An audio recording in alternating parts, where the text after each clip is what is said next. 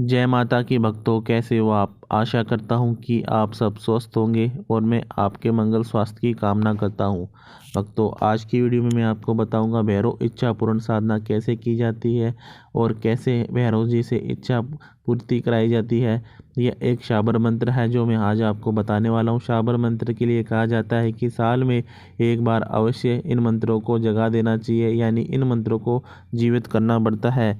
यह आवश्यक है, इसलिए ग्रहण काल में शाबर मंत्र नष्ट होने लगते हैं, इसलिए उसी ग्रहण काल में दोबारा इन्हें पढ़कर जगाना चाहिए। यानी कि एक दिन की साधना से कोई भी शाबर मंत्र फिर से जग जाता है।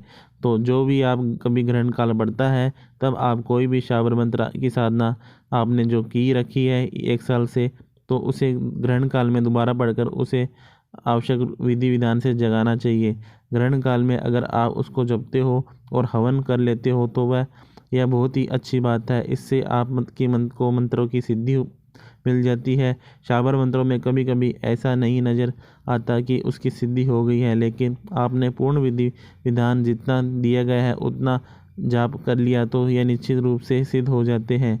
अब आप उस मंत्र से कितनी भी शक्तियाँ प्राप्त कर सकते हैं, यहाँ आप पर निर्भर करता है।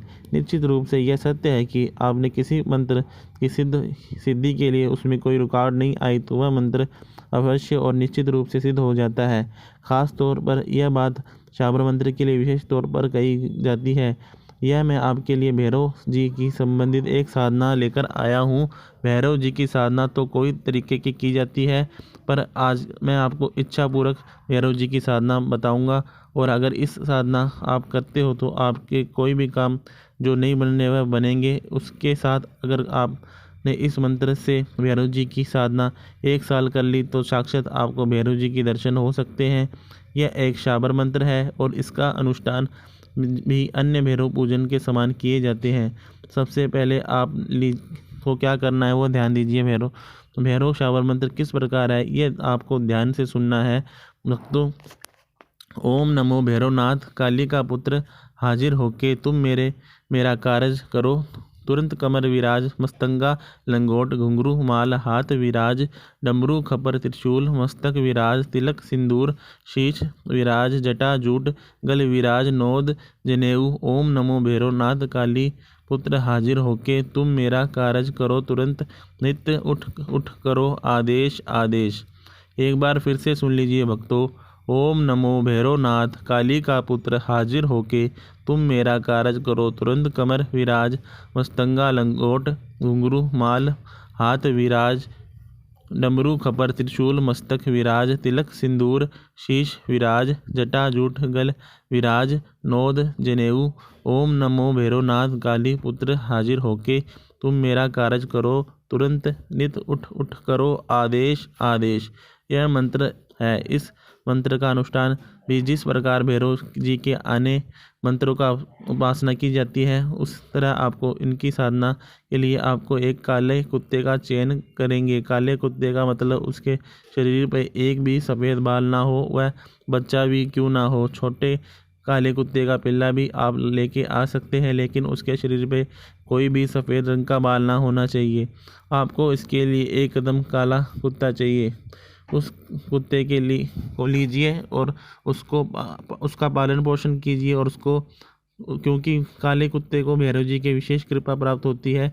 जो भी भैरव साधना करना चाहता है, जो भी भैरव जी की साधना करते हैं, उनके लिए काला कुत्ता वरदान स्वरूप होता है और निश्चित रूप से उनके दुर्भाग्य को नष्ट कर देता है। अगर कोई भी बड़ी मुसीबत आप पर आने वाली होती है वह काला कुत्ते पे चली जाती है और वो काले कुत्ते की मौत हो जाती है। यह वास्तविक बात है, जिस मैं जानता हूँ आपके जीवन में भी अनुभव किया होगा। अगर आप काले कुत्ते को पालते हो और भैरव जी की उपासना भी करते हो तो आपके ऊपर आने वाली हर विपत्ति अपने ऊपर ले लेगा और उसकी मौत हो जाएगी। आपसे पहले अपनी ज़िंदगी को वह आपके लिए सुहा कर देगा। तो यह निश्चित रूप से सच है। वैसे अनुष्ठान 21 दिन का है। अगर आप इनका अनुष्ठान की साधना एक वर्ष तक करते हो तो आपको निश्चित रूप से भैरव जी की साक्षात दर्शन भी कर सकते हो। भैरव जी आपके साथ रहने लगेंगे, मित्र की तरह वह आपके साथ चलने लगेंगे। इसलिए आपको भैरव की विशेष जितने भी नियम हैं वैसे आपको करने होंगे। भैरव जी की उपासना की जाती है, उसी प्रकार करना होगा। यह साधना किसी भी शनिवार से आप शुरू कर सकते हो। भैरव जी की आप पंचोपचार से पूजा करोगे। भोग में गुड़, तेल, शीरा, दही, बड़े, मांस, शराब, निम्न चीज रख दें। प्रतिदिन आपको 3 माला इस मंत्र का जाप करना है। रोज आपको यह मालाएं करनी है। 3 माला जाप कर के यह सब चीज़ उनको भोग के रूप में उनके सामने रखनी है। और जपांत यानी जप के अंत में सारी सामग्री काले कुत्ते को खिला देनी है। भक्तों, इसलिए मैंने आपको पहले कहा था काला कुत्ता आपके लिए बहुत ज़रूरी है और वह भैरव जी का वाहन है। और भैरव जी को समर्पित की हुई सारी वस्तुएं, सारे भोग वह काला कुत्ता ग्रहण करता है, तो वह भैरव जी तक अवश्य पहुंच जाते हैं और वह साधक पर अपनी कृपा बरसाते हैं। यह साधना आपको 9 बजे के बाद करनी है और काले कपड़े और काला आसन पर ही यह साधना करनी है। अगर आपको कोई भी जानकारी चाहिए तो आप कमेंट में पूछ सकते हो। अगर आपको वीडियो पसंद आती है तो लाइक शेयर ज़रूर करें। धन्यवाद भक्तों। जय श्री महाकाल।